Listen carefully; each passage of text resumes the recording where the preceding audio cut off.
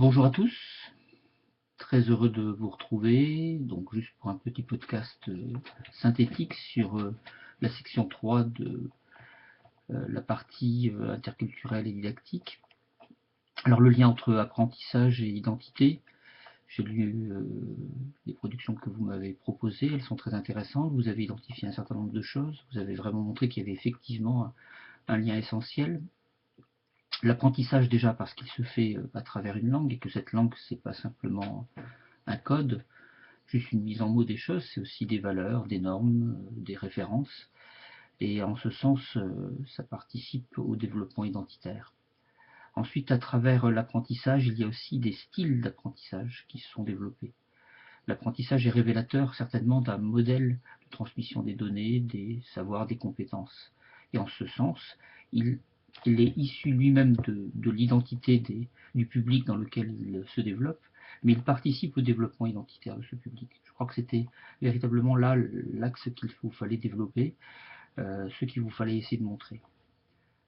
Effectivement, quand on est dans un style, par exemple, purement behavioriste, c'est révélateur d'une identité qui voit les choses comme étant une transmission modélisatrice, une transmission par observation, une transmission par connaissance de savoirs qui descendent de manière pyramidale, etc. Si par contre on est dans un style d'apprentissage empirique et c'est erreur, c'est révélateur d'une identité, de celui qui essaye, qui tente, qui expérimente, etc. Par contre, si on est dans un apprentissage de style réflexif, bah, on développe une identité qui s'inscrit dans ce même registre, à savoir essayer de comprendre comment les choses fonctionnent, s'interroger sur les tenants et les aboutissants de tout système de pensée.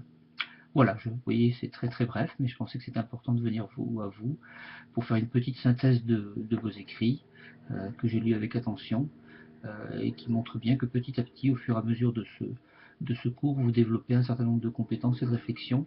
Vous voyez bien, dans le lien avec l'autre cours langue, culture et apprentissage, qu'il y a entre la langue, la culture, l'apprentissage, l'identité, et que c'est quelque chose d'essentiel à prendre en compte dès lors qu'on a un public issu de cultures ou développant des identités diverses et relativement éloignées.